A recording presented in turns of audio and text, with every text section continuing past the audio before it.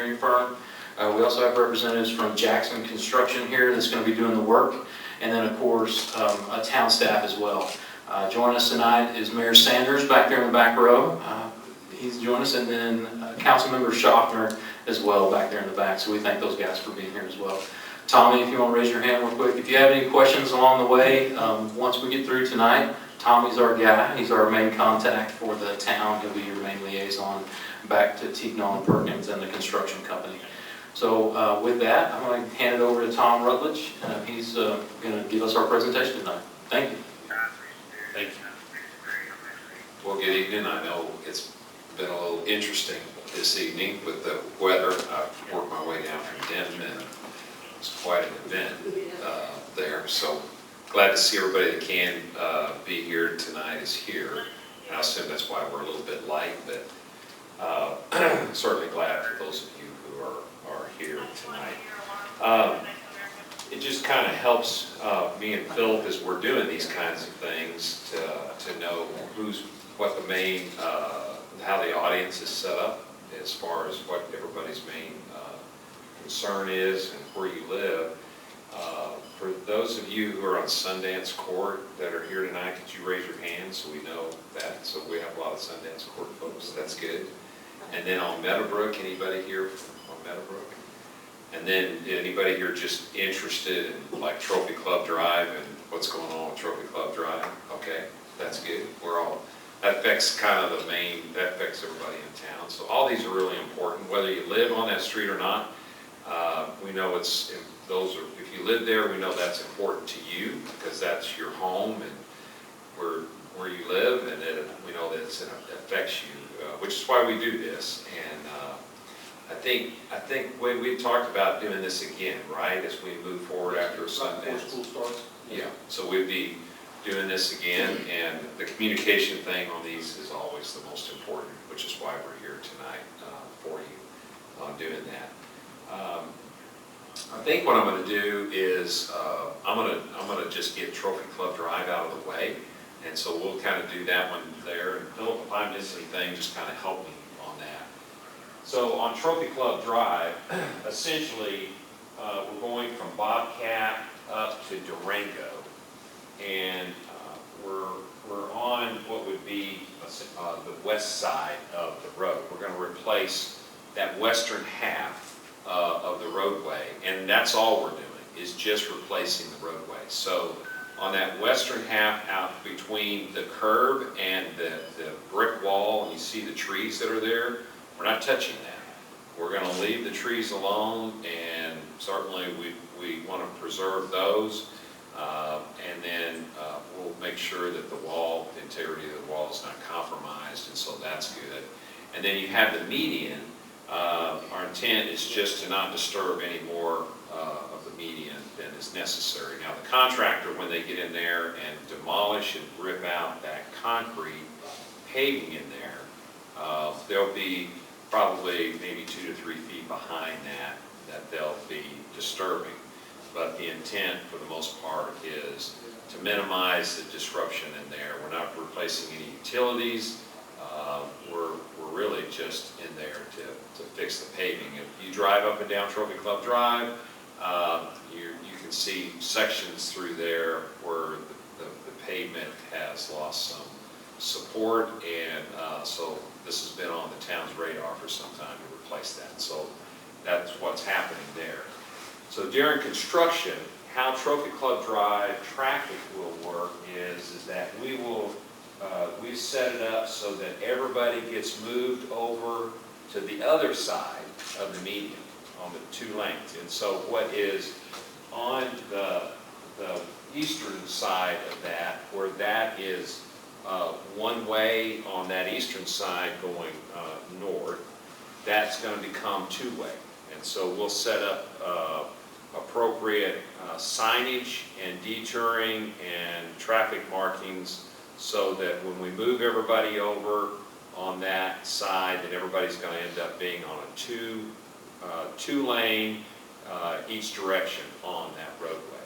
So essentially, when people come up to the intersection of Bobcat and they're heading south on Trophy Club Drive, we'll get them detoured over there, and likewise over here on the other end of that.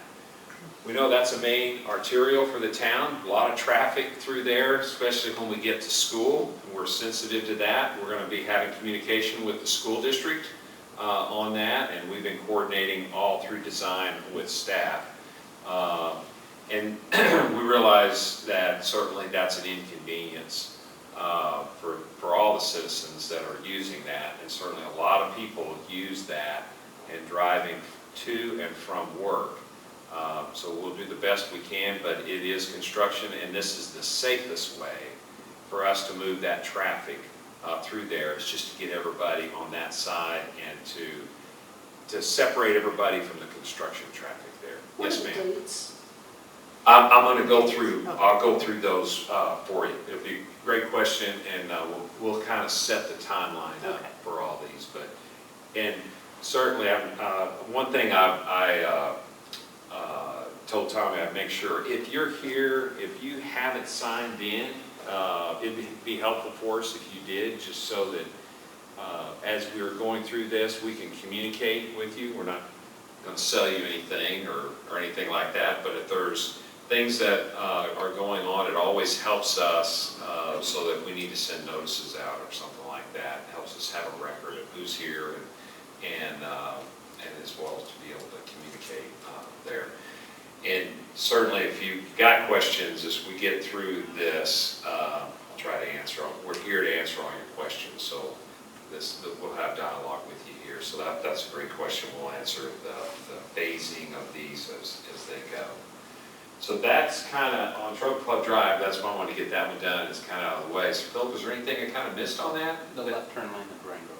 Yeah, okay, great. I'm glad you reminded me about that. So right now, on the northbound of Trophy Club Drive, there is a median here, and it's set up obviously with the median opening where people on Durango, and as we work through this with both staff and council, everybody felt like it would be good to have a designated left turn lane going northbound on Trophy Club Drive to turn on Durango. So that is a change that we'll have there. It'll be similar to where when you're coming in on Trophy Club Drive and you come up to the intersection of Indian Creek, that southbound lane of Trophy Club Drive there has a left turn lane to turn on left on Indian Creek.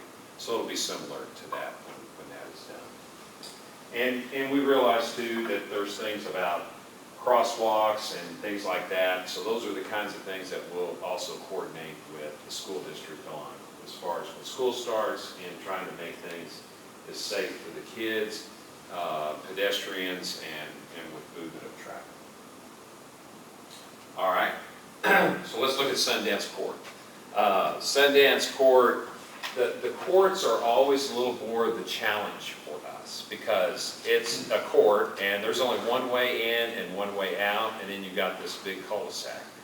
And so we have done a few of these as we've done these street reconstruction projects. So we have kind of tried to learn some things from that, but generally the scope in here on Sundance, one of the first things they'll do is we do have to replace the water line in here. And so the water line that is there now, we're going to upgrade that to a PVC line, and that is under the MUD contract.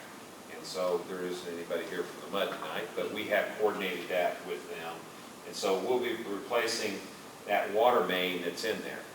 So then the next question, of course, is, okay, what are we going to do? We're going to be without water. And the answer is no. You guys will always have water. You're going to be able to take showers and wash dishes. Before the contractor gets in to tear that and replace that water line, he will lay a 2-inch temporary line in the gutter, and they'll go over to the meters and they'll switch those services over to that line to make sure that you always have water. Of course, he has to go through all the purification of all of that. So you really won't notice much of anything as far as disruption of service. And I think, Ryan, when we do that, I mean, we don't anticipate anybody being down with water. Not for more than the time it takes to Yeah. make the connection. Right, so that could be 10 minutes or something when they make that switch over or something like that.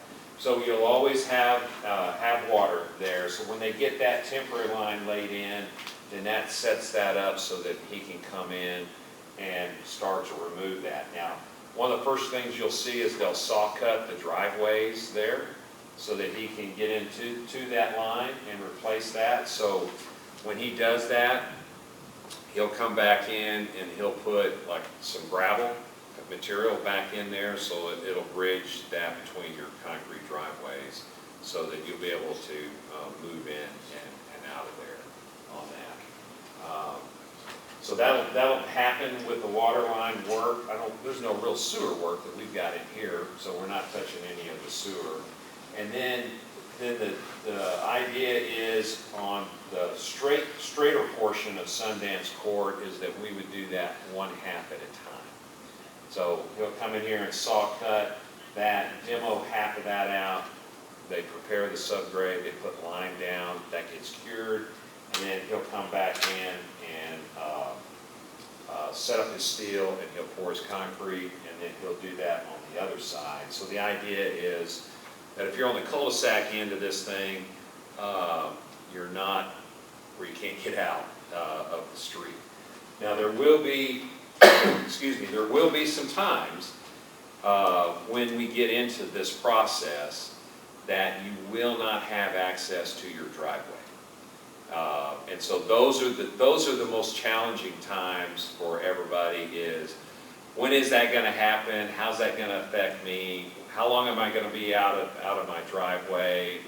And all of those things. And it will happen. It will happen initially when on this side when the concrete is being taken out. There'll be a little bit of period where access, you won't have access.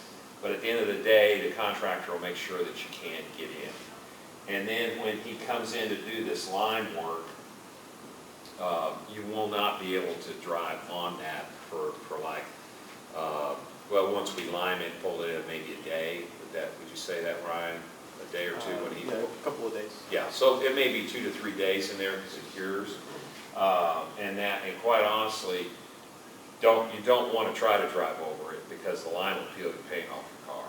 So you definitely want to, he puts this down wet, the line, so you don't have to worry about it damaging anything, but sometimes people get bold about that and they want to cut in there and like they think they're driving like in mud and they get lime up there on the paint. It'll peel the paint off your car. So you definitely want to stay out of that. So like, if this being the first phase for the folks that live here, then they'll have to go park up in the cul-de-sac and walk on there because you won't be able to park on this side of the street because we've got to try to maintain two-way traffic in there, and that's going to be very tight in there. The cul-de-sac we'll do half at a time, so we'll do half that and like over here on these houses in this, so whoever lives here will get them to park on this half of that. And typically we'll do maybe this half in the cul-de-sac and then we'll flip it over and do that other half of the street in the cul-de-sac there with that. I know it sounds maybe, I'm not trying to oversimplify it because it is inconvenient. We know that. We try to be upfront with everybody about that because that's just kind of how that ends up working. There's like 3 parking places on the cul-de-sac itself, so we're gonna need more room. And we park at the school though, maybe. Yeah, right, that's what I was gonna ask is, if we park at the school, are we gonna be okay? Again, the dates come up as whether or not school's in yet. Yeah.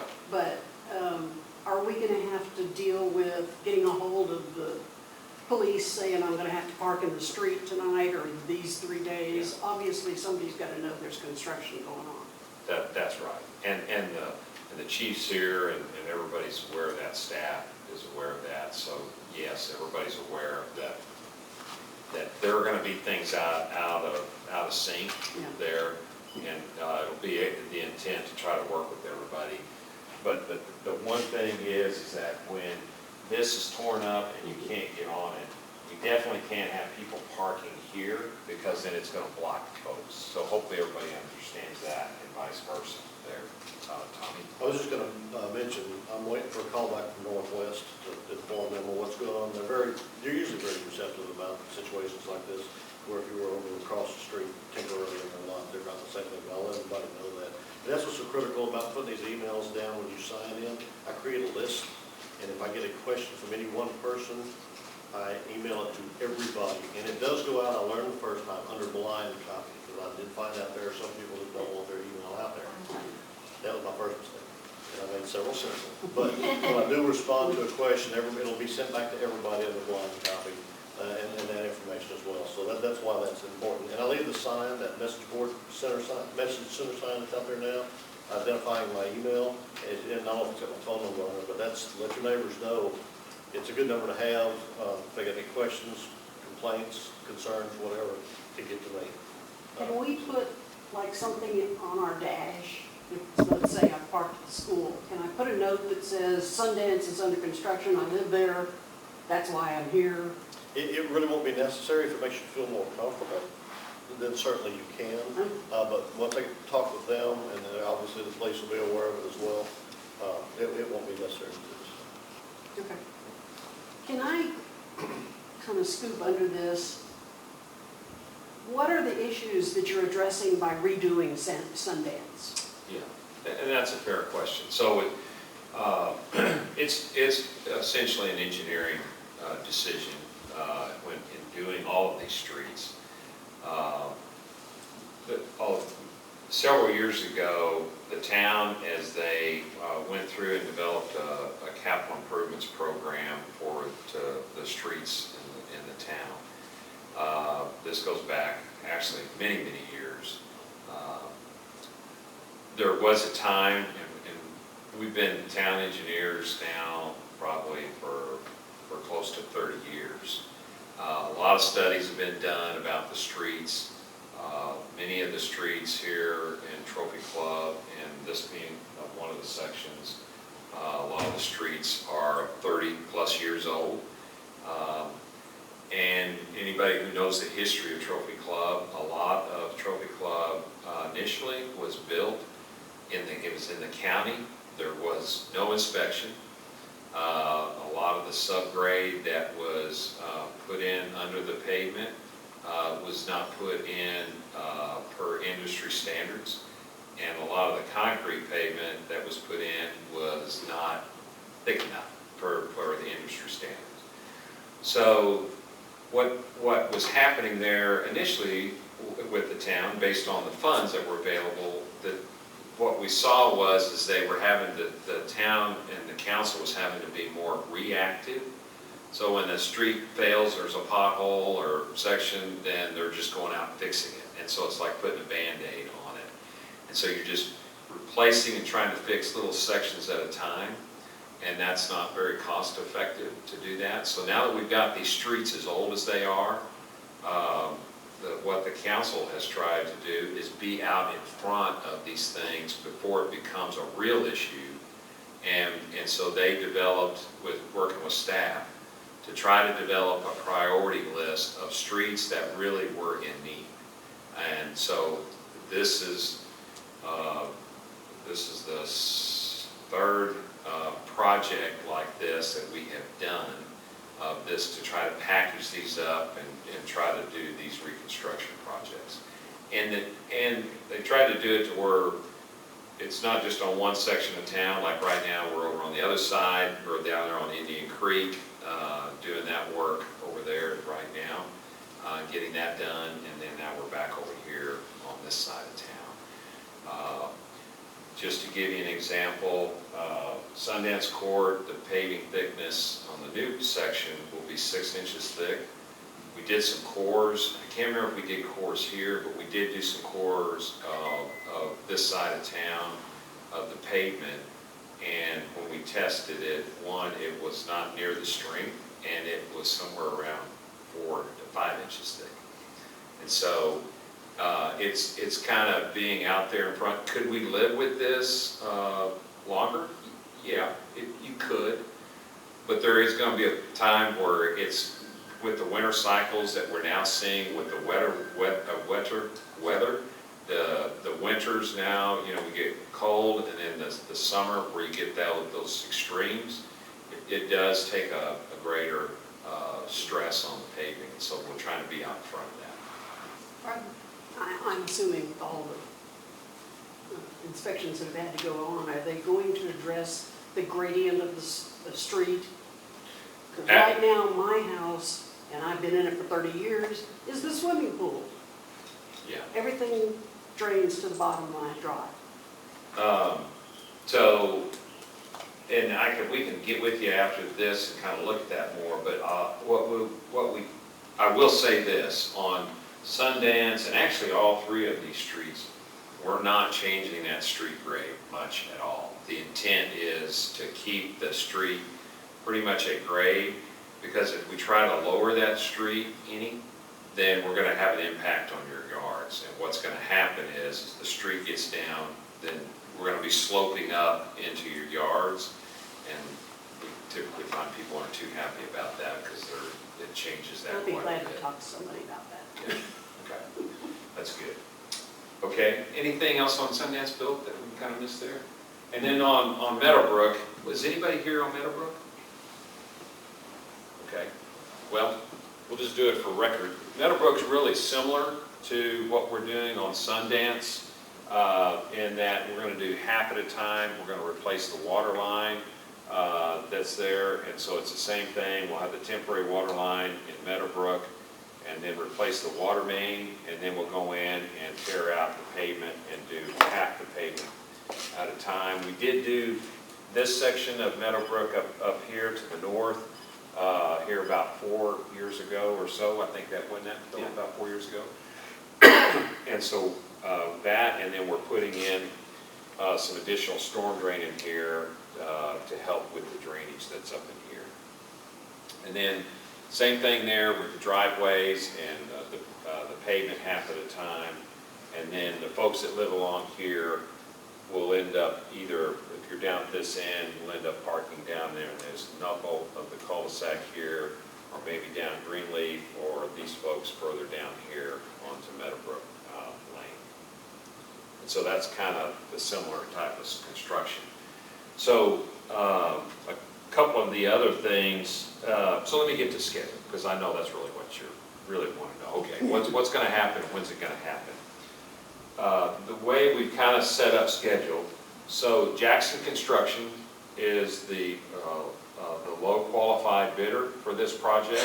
We've already had a pre-construction meeting with them, and they're pretty much ready to go. So we've got things teed up with them, we've got contracts executed. They will start on Sundance Court first, and that construction is scheduled to start on July 22nd. Are we still good to start there? Yes, sir. So we'll start on July 22nd on Sundance Court. It looks, based on what we've seen with the bid and what they have proposed on time frame, is they would be done with Sundance Court essentially by November 1. And so we'll be starting in the summer here before school, and then when school starts, there will be construction going on during that time. And so, as Tommy said, we'll still get with the school district for anybody that needs to park here. I don't think this parking lot is ever really full, but Tommy will coordinate with them on that and making sure that that's not a big deal. And I think the school district, we work with Northwest ISD on projects, and knowing them, they're very community-minded, so I would think they'll certainly cooperate and help out in that area as well. So that's the construction schedule there. And what we've set this up on the contract, although it makes it a little harder on the contractor, we're doing one street at a time instead of letting them just go tear all the streets up. And you got a lot of streets torn up at once, and then it takes a little longer to get everything complete. So they've cooperated with us on that, and so that's what we're doing. When Sundance is complete, then they'll move over and do Trophy Club Drive. So they're just gonna move in sequence like it's set up here. And so they'll come over here and do Trophy Club Drive, and they'll start on that in November. And then anticipated completion date is April of 2020 there on Trophy Club Drive.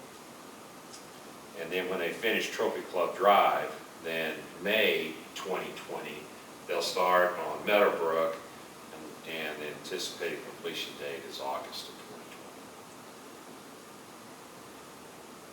2020.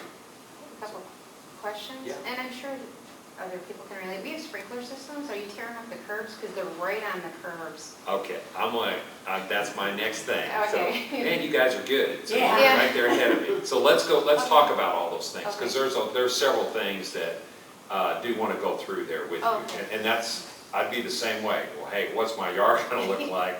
Because we know that, for a lot of you, the community here really does take care of their yards, and that's a big thing. So sprinkler systems, yes.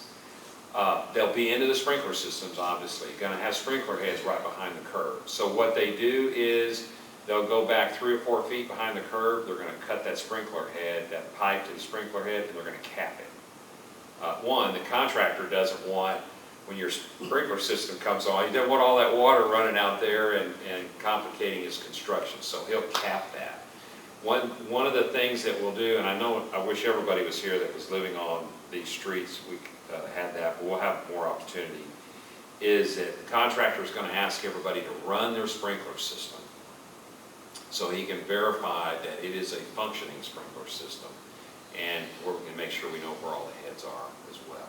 So there'll be a knock on the door with that and asking that. So yes, and when he is done with this, he backfills and puts topsoil behind the curb and brings in sod, and we'll put solid sod back wherever he's disturbed into the yard, back up to the curb in there. And as everybody would anticipate, it's patch sod, but he'll get that back in, and if we need to do temporary watering, we will. But the idea is to get the sprinklers hooked right back up so that those can run, and I think everybody will cooperate with that.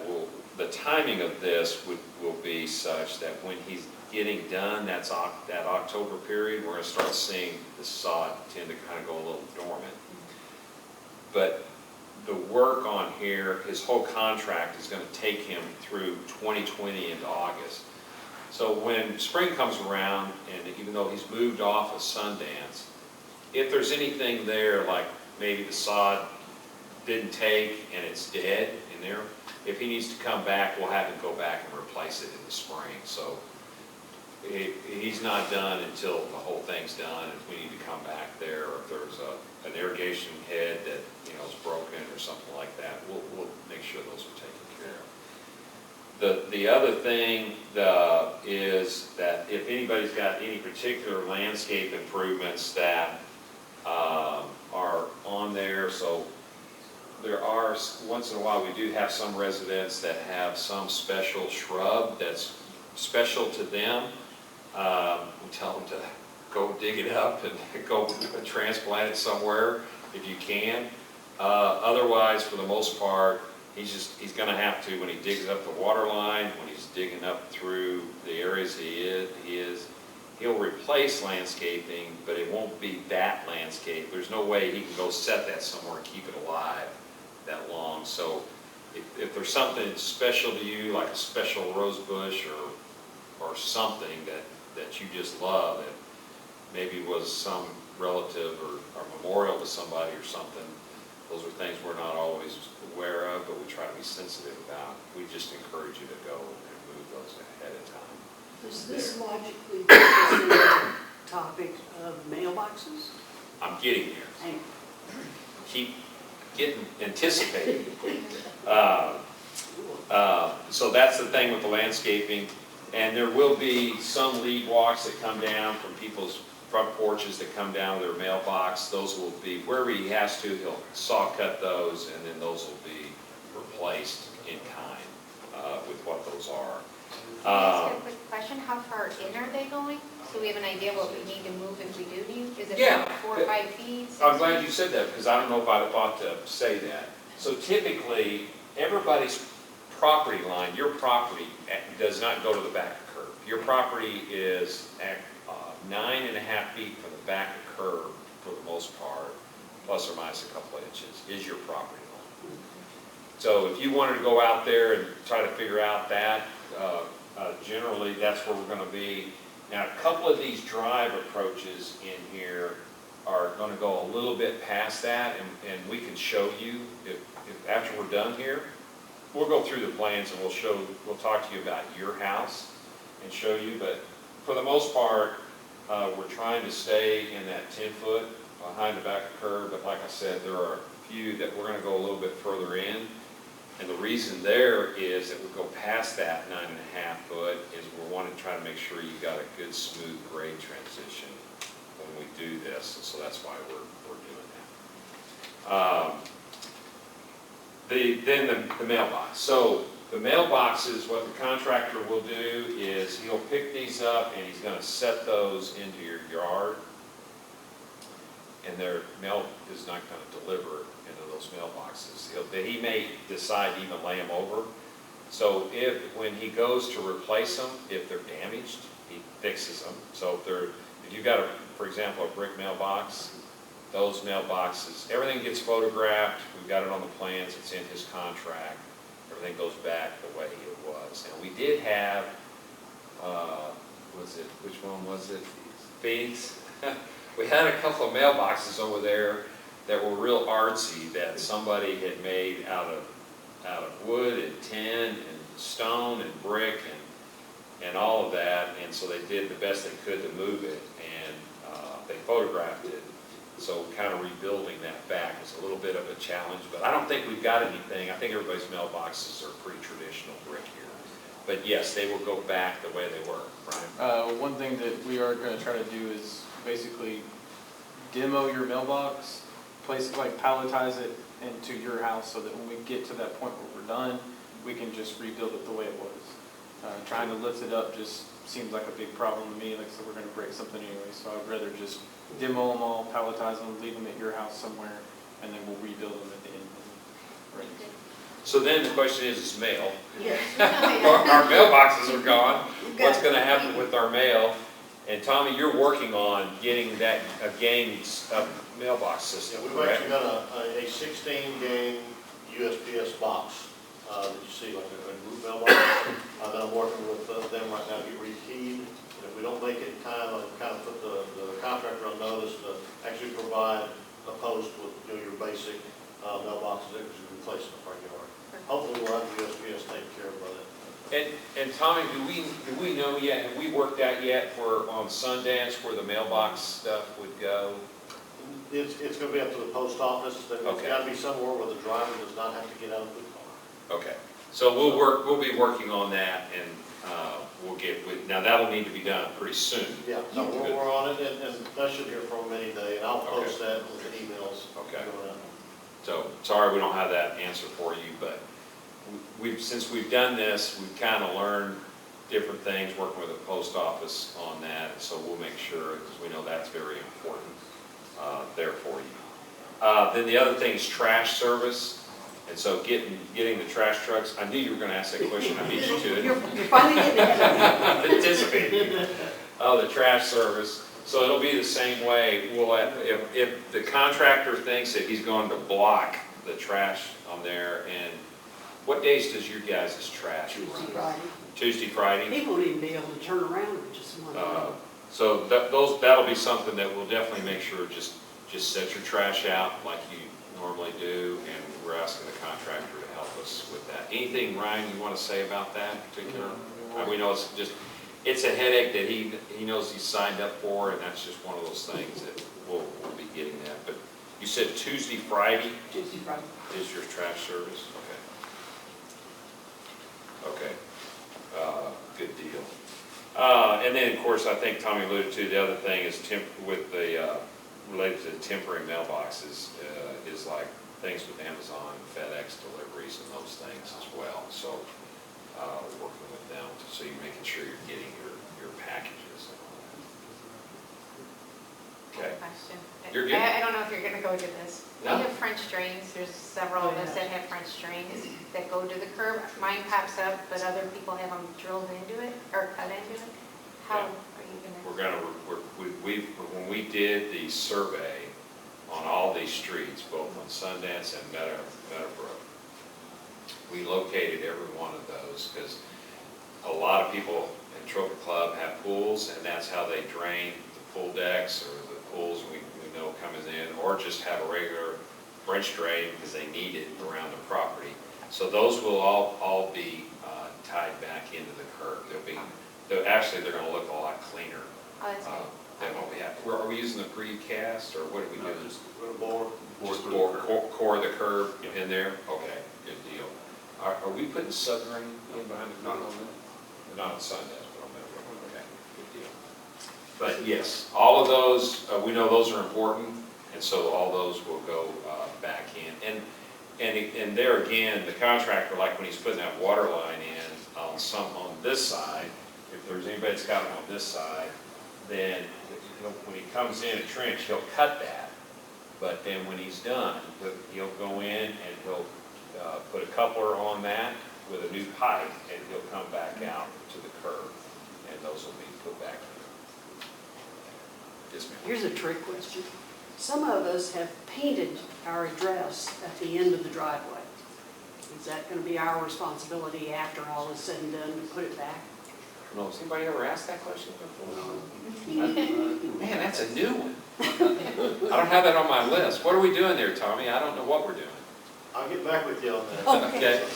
Yeah, you stumped me on that one. That's one first, I think it's the first time I didn't have an answer. So, I don't know how that's set up. We'll have to figure that out. I'll get an answer. Tommy's got it. Yeah. Okay. Any other questions? That's kind of our presentation for this. But What about some very large trees that have been there forever that are very close to what's happening?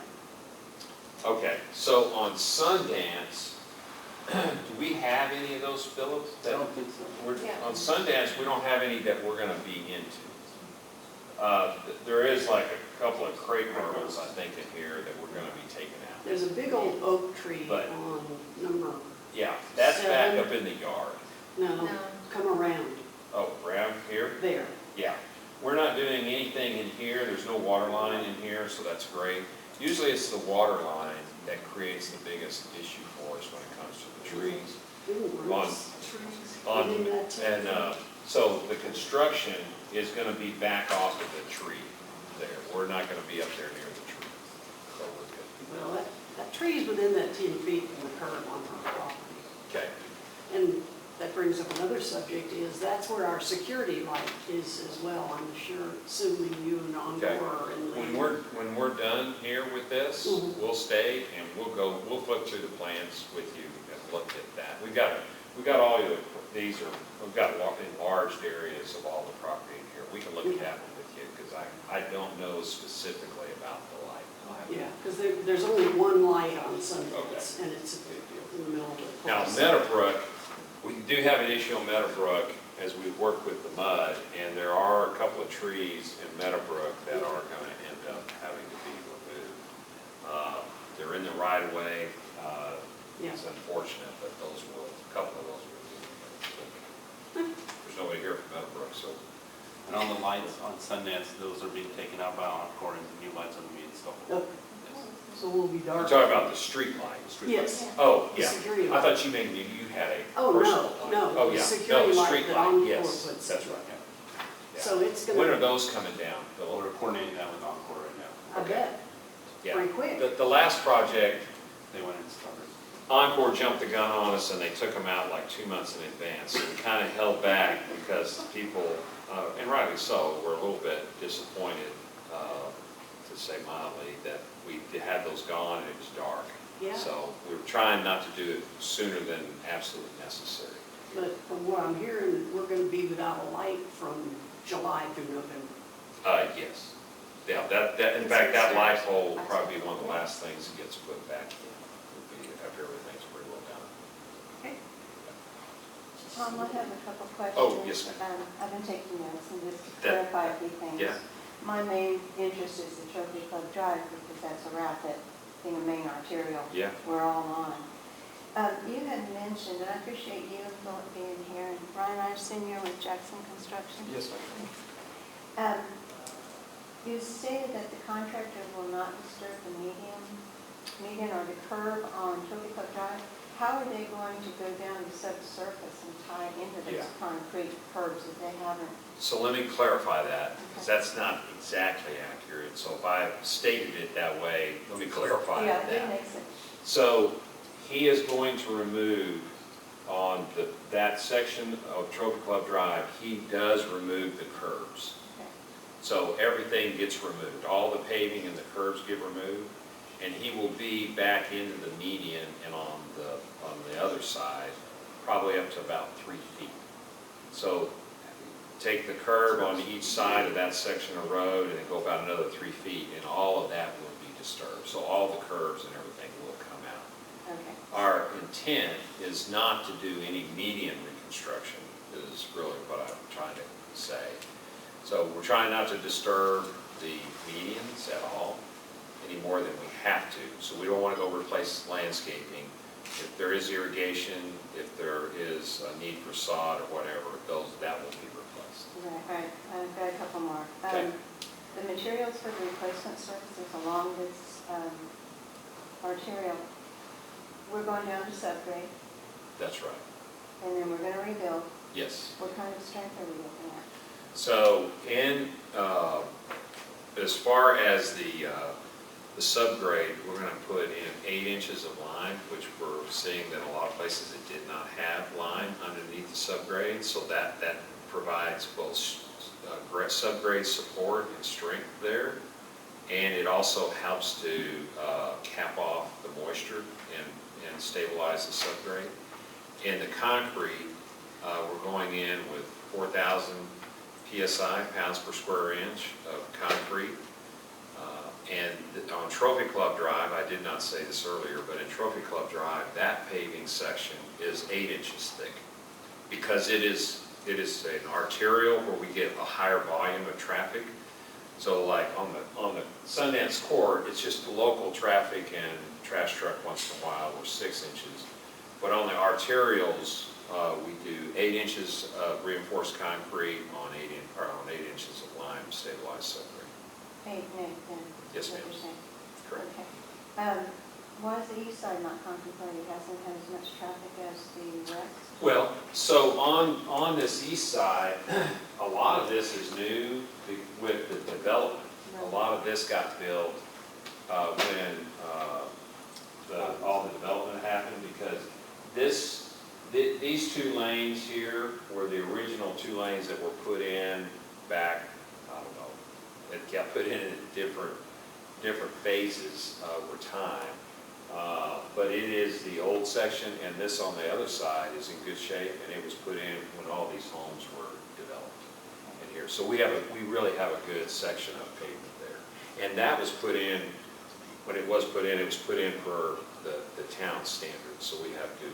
So the original road that you're replacing, the west side was put in while they're under county standards? Some of it was, not all of it. Some of it was with some of it was done when the town was a town, but it was not up to the thickness and the strength that we're using now. So how are we improving the strength and the thickness from what's currently there?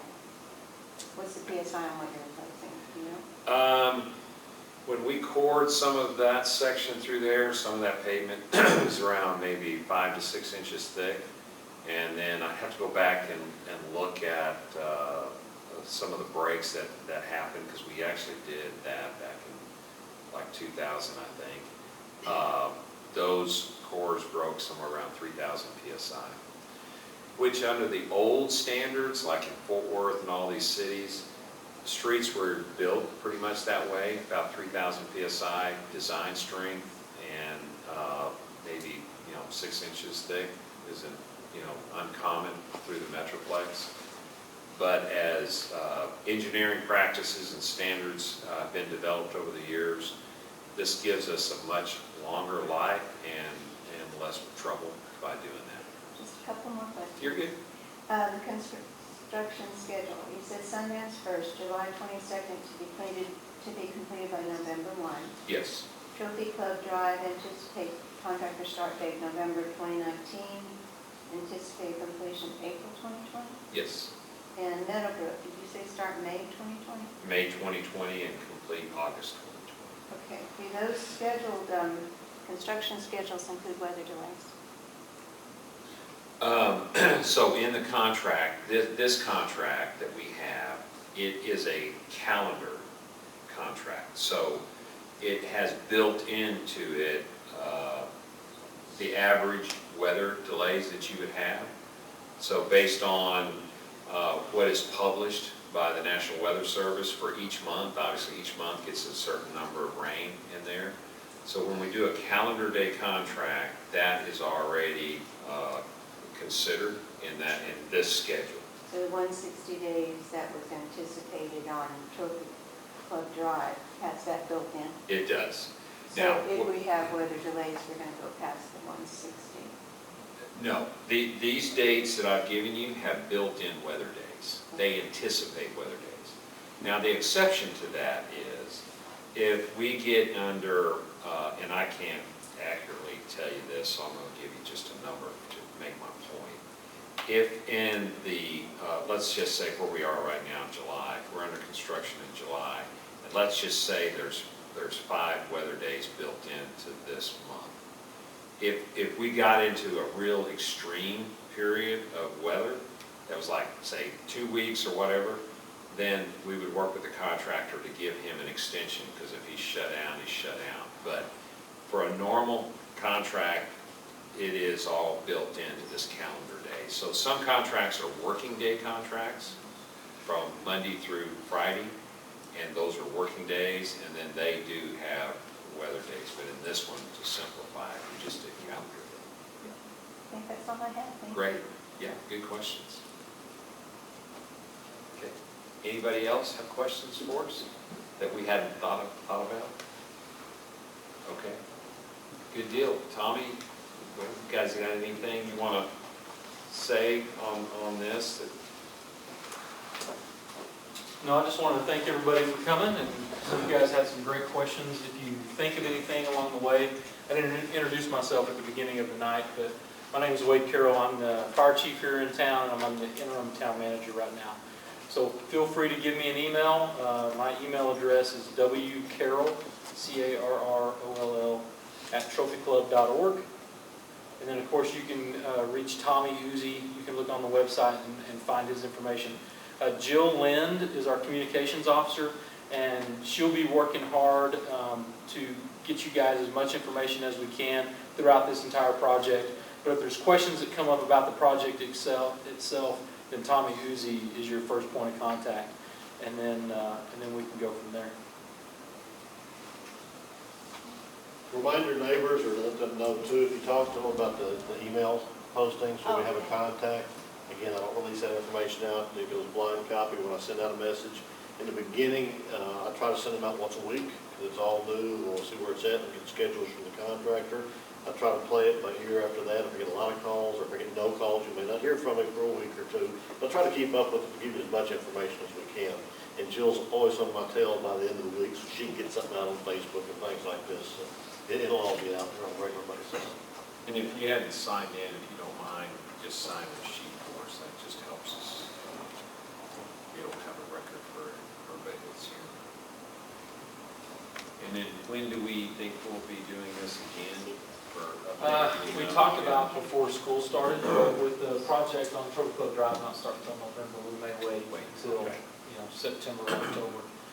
We just didn't want to have just this one, and then the poor folks down on Meadowbrook, it's next spring and summer before we start the project, and they wouldn't have the opportunity to ask the questions that come up through the first part of this project. So we want to make sure we get enough town halls out there to make sure that everybody's properly informed. So does anybody have any other last minute questions for any of the staff? Or I do have one. Yes, ma'am. It's kind of like random, but we don't have gas on our street, like gas lines. We do behind our houses on the other side. Is that something that is gonna be looked at or not? It isn't with this project. It's And not. that has, question has actually come up before from Yeah. residents. And what we've encouraged everybody, like, to get together on your street and contact Atmos, and they'll evaluate that Okay. and see what's involved in that. Of course, that means for you guys on your end, you got to change out, your stove and hot water heater and stuff. That's what you want. But, Yeah. We have these tanks now to heat our pools. Oh, There's okay. a few of us, so Yeah. we have these big Yeah. propane tanks. Oh, yeah. Which are pretty unsightly. Right. So But that was- that's what we have encouraged people to do. I know many years ago over in Indian Creek, First Baptist wasn't interested in doing that, and enough people got together and they started getting gas. Yeah, okay, so I did call several years ago and they Yeah. said they didn't. It might not be a bad idea to try them again. It's not, those are franchise utilities, and the town doesn't initiate that. It's Okay. just a franchise between, like cable TV and all those providers that Oh, do no that. kidding. But the more people you have together when you approach them, the better off you're going to be. Okay.